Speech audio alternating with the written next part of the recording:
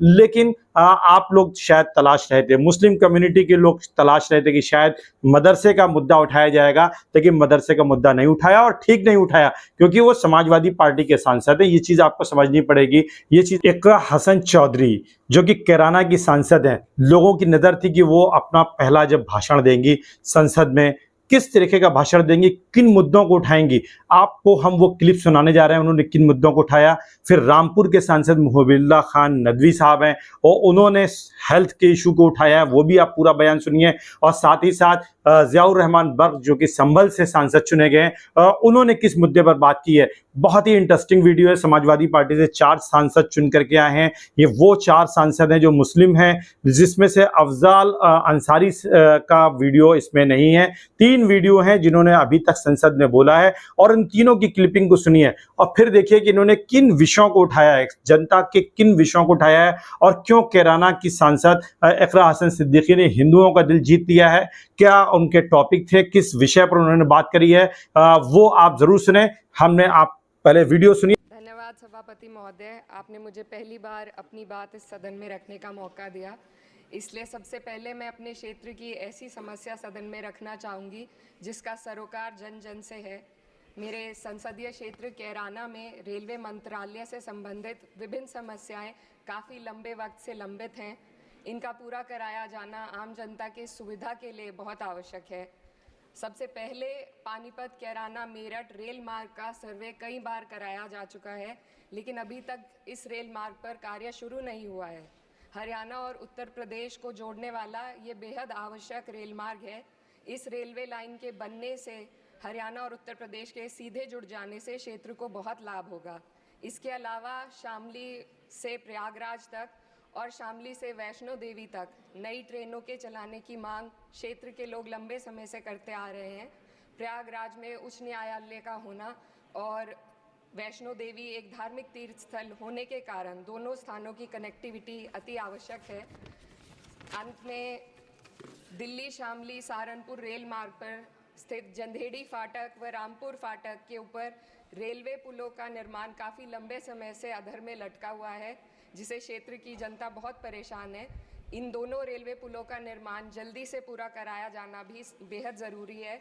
तो अध्यक्ष जी, आपके माध्यम से मैं माननीय रेल मंत्री जी से अनुरोध करूंगी कि कैराना संसदीय क्षेत्र की इन रेल मांगों का संज्ञान लेकर जल्द से जल्द निस्तारण कराने की कृपा करें। धन्यवाद। इज्जत माप सदर मोहतरमा, मैं आपका शुक्रिया अदा करता हूं कि आपने मुझे बोलने का मौका दिया।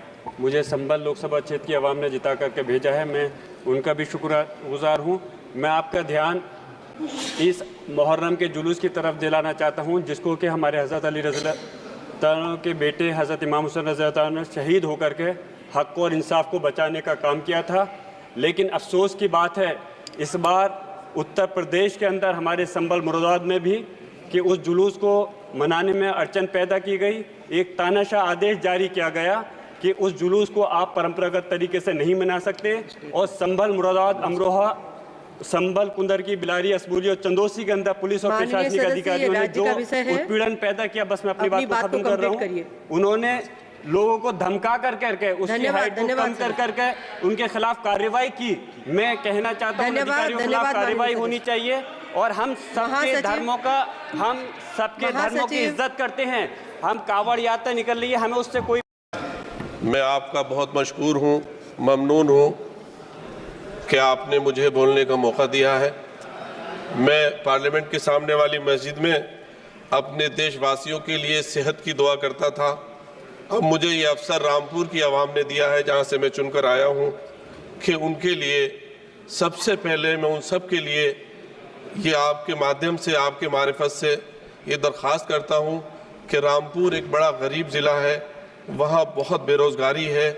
इलाज के लिए लोगों को दर बदर जाना पड़ता है, मुख्तलिफ़ रियासतों में जाना पड़ता है, और जो डिस्ट्रिक्ट अस्पताल है उसकी हालत इंतहाई काबिल रहम है, जिसमें डॉक्टरों और मशीनों की बेहद कमी है। मैं आपके मारिफत से जनाब वज़ीर सेहत उनसे ये दरख्वास्त करता हूँ कि वो रामपुर में एक एम्स जैसा अस्पताल, और पूरे ज़िले में कोई मेडिकल कॉलेज भी नहीं है, जिसकी वजह से दिल्ली के अस्पतालों में ज़्यादातर मरीज़ रामपुर उसके आसपास के ज़िलों के होते हैं और वहाँ बेहद परेशानी होती है। रोज़ाना अमवात हो रही हैं, रोज़ाना। और हम लोग सिवाय ख़त लिखने के या थोड़ा डॉक्टर भी बहुत प्रेशर में रहते हैं, वो क्या करें।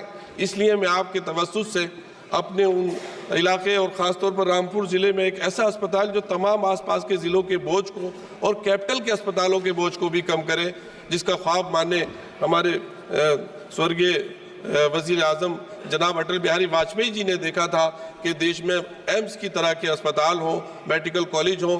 तो रामपुर में अगर आपके तवज्जुह से मोहतरम वज़ीर साहब फैसला लेंगे तो ये हम सब के लिए बहुत आपकी तरफ से और इस देश की सबसे बड़ी जो हमारी कानून साज असम्बली है, इसकी पार्लिमानी असम्बली है, इसकी तरफ से ये बहुत बड़ा हम लोगों के लिए और रामपुर की आवाम के लिए एक बहुत बड़ा तोहफा होगा।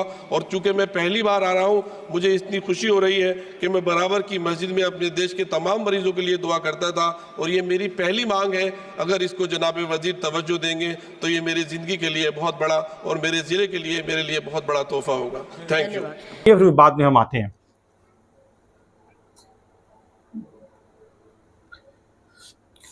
आपने सुना इकरा हसन चौधरी ने जो है सबसे पहला जो उनका मेन इशू था कि कनेक्टिविटी को बढ़ाया जाए, कह रहा है कि कनेक्टिविटी को इम्प्रूव किया जाए और इसके लिए उन्होंने बात करी कि इसको मेरठ से जोड़ा जाए ताकि हरियाणा तक की कनेक्टिविटी हो।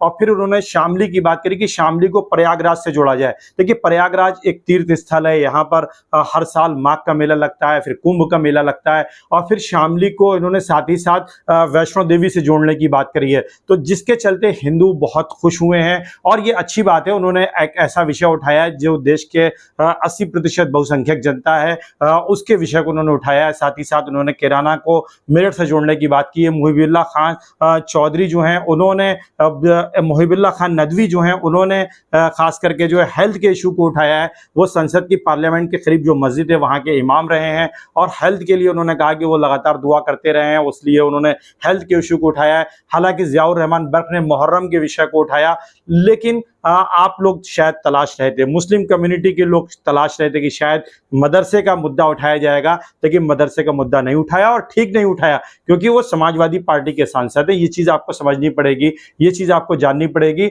और मुसलमानों को अपने एटीट्यूड में बदलाव लाना पड़ेगा। और एक पहला वीडियो मैंने इससे पहले भी आपको एक वीडियो सुनाया इमरान प्रतापगढ़ी का, जो कि राज्यसभा के कांग्रेस के सांसद, उन्होंने ये बात कही और मौलाना सज्जाद नोमानी साहब जैसी शख्सियत के सामने ये बात कही कि उलमा को अपना एटीट्यूड बदलना पड़ेगा। अगर होली पर उनको रंग लग जाता है तो फिर उसके लिए फतवा नहीं होना चाहिए। अगर आप हिंदू लीडर्स को टोपी पहनाते हैं, देखिए ये नई लीडरशिप उभर रही है, ये नौजवान लीडरशिप उभर रही है, ये क्या चाह रही है। अब उलेमा को भी समझना पड़ेगा कि क्या उनको करना है, किस तरीके से अपने एटीट्यूड को बदलना है या देश बदल रहा है। इस पर आप कमेंट रख करके अपनी व्यूज दे सकते हैं, क्योंकि जिस तरीके से ये नई लीडरशिप आई है, क्योंकि मुस्लिम लीडरशिप की जो बात की जाती है वो तो आपकी कोई लीडरशिप है ही नहीं। आपकी समाजवादी पार्टी के जो लीडर हैं या कांग्रेस पार्टी के जो लीडर हैं वो वहाँ के मुस्लिम चेहरे हैं, जैसे कि भारतीय जनता पार्टी के मुस्लिम चेहरे मुख्तार अब्बास नकवी रहे हैं, शहनवाज हुसैन साहब रहे हैं, इसी तरीके से कभी सिकंदर बख्त हुआ करते थे, वो भारतीय जनता पार्टी के मुस्लिम चेहरे थे। और अब आज के टाइम में कांग्रेस के अगर चेहरों को देखी जाए तो इमरान प्रतापगढ़ी जैसा चेहरा उभर करके सामने आ रहा है। इससे पहले गुलाम नबी आज़ाद हुआ करते थे, सलमान खुर्शीद हुआ करते थे। ये कांग्रेस के मुस्लिम चेहरे हैं, लेकिन ये आप मुस्लिम कम्युनिटी के चेहरे नहीं है। आपको ये चीज़ को समझना पड़ेगा और जब तक आप ये नहीं समझेंगे आपके इश्यूज जो हैं वो नहीं आएंगे मेन स्ट्रीम में। और उसके लिए आपको समाजवादी पार्टी से बात करनी पड़ेगी, कांग्रेस से बात करनी पड़ेगी कि जो हमारे इश्यूज हैं उनको कौन उठाएगा। अगर आप नहीं उठाएंगे तो फिर आप बात करिए। यही मैंने अभी एक डिटेल वीडियो डाला, उस डिटेल वीडियो को आप ज़रूर देखें, सुने, क्यों नहीं हमें मेन स्ट्रीम की जो पार्टियां हैं, क्योंकि आप कह सकते हैं कि कांग्रेस की परफॉर्मेंस बहुत अच्छी हुई है, लेकिन कांग्रेस से 140 सीटें ज़्यादा भारतीय जनता पार्टी जीती है। जब भारतीय जनता पार्टी बहुत पुअर कर रही है तब भी उसके 240 सांसद जीत करके आ रहे हैं। कांग्रेस अच्छा करती हुई दिखाई दे रही तब भी उसको 100 का आंकड़ा छू रही है। इस चीज़ को समझना पड़ेगा। जब तक आप इस चीज़ को नहीं समझेंगे आपका विकास नहीं होगा, आपके जो फंडामेंटल राइट्स हैं उनका प्रोटेक्शन नहीं होगा। और आप राजनीति कर सकते हैं, राजनीति करते रहिए, राजनीति आपके ऊपर होती रहेगी, लेकिन इनफैक्ट आपको कुछ हासिल नहीं होने जा रहा है। ये मेरा एक एनालिसिस है, पॉइंट ऑफ व्यू है। कैसा लगा एनालिसिस ज़रूर कमेंट करें। Thank you so much.